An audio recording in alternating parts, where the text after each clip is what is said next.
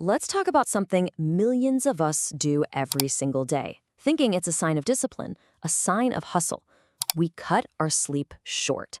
But what's actually happening inside your head when you do that? Well, the truth is, a lot scarier than just feeling a little tired.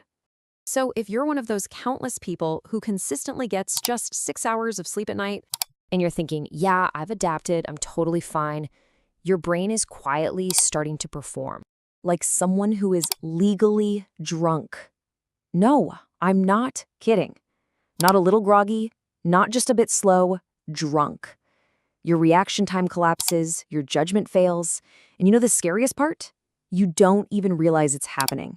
We've built this entire culture around this. You call it pushing through, you call it the hustle, but biology has a much colder, more clinical name for it, sleep debt. And trust me, it's a debt your brain can't afford to carry. Okay, so let's dive into this because this didn't just happen by accident. We have been actively sold a really dangerous myth that sleep is for the weak, that it's just a waste of time. I mean, think about it. You see it everywhere. Entrepreneurs bragging about their 4-hour nights like it's some kind of magic key to success. You've got executives firing off emails at 2 in the morning, setting this toxic standard for everyone else. Students are walking around treating their exhaustion like it's a badge of honor. The message is always the same, right? If you're tired, you're not trying hard enough. Just push harder. But here's the thing. It's the crucial point. Your brain doesn't care about your motivation. It's not a mindset. It is a physical, chemical organ. And like any complex piece of machinery, it requires a non-negotiable maintenance cycle. And that cycle is sleep. So what is this maintenance I'm talking about? Well, it's this incredible process, kind of a hidden piece of machinery that only boots up when you're in deep sleep. And it is absolutely vital. It's called the glymphatic system. Now, you can just think of it as your brain's own microscopic cleaning crew. All day long, as your neurons are firing, they're producing all this toxic waste, metabolic gunk and damaged proteins. This system is what comes in and clears it all out. And the process itself is just fascinating. First, while you're in deep sleep, your brain cells literally shrink, which creates more space between them. Then, cerebral fluid gets pumped through these new channels, and it literally washes away all that toxic waste. It leaves your brain clean, repaired, and ready for the next day. But here's the catch. This cleaning crew only works the night shift. It only happens during deep sleep. So when you cut your sleep short, you're interrupting this essential cleanup.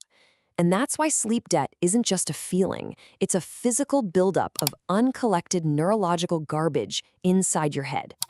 But this uncollected waste, it doesn't just make you feel foggy. Oh no, it systematically impairs your mind in ways you can't even perceive. There's this famous sleep study where researchers put people on a strict 6-hour sleep schedule. After just 5 days, their cognitive performance fell off a cliff. But here is the absolutely terrifying part. By day 10, most of them were saying they felt fine, that they had adjusted to it. In reality, by day 14, their performance was as bad as someone who had been awake for 24 hours straight. They were completely impaired and had absolutely no idea. And that is the single most insidious, most dangerous effect of sleep debt. It destroys the very part of your brain that's supposed to sound the alarm. Your brain becomes this broken machine that's trying to diagnose its own brokenness. It just can't do it. Sleep debt also completely hijacks your personality. It's like a hostile takeover of your brain. Your prefrontal cortex, that's your rational CEO, responsible for logic and impulse control, it basically goes offline. At the same time, the amygdala, your emotional gas pedal, responsible for fear and anger, it becomes hyperactive. And how hyperactive are we talking? Up to 60% more reactive. So let me put that another way.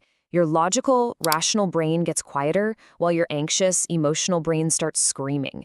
This isn't a character flaw, it's just brain biology. The accelerator is jammed to the floor and the brakes have been cut. And as if that wasn't enough, sleep debt also attacks something really core to who you are, your memories.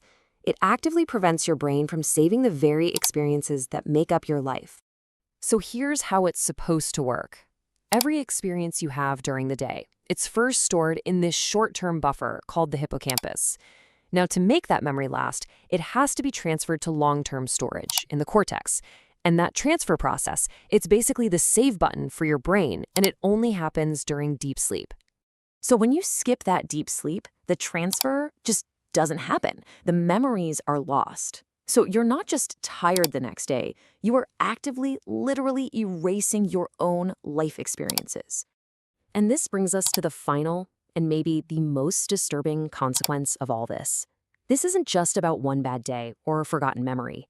Chronic sleep debt puts your brain on a fast track toward accelerated aging. When scientists look at chronically sleep-deprived brains, they see patterns that look frighteningly similar to much, much older brains.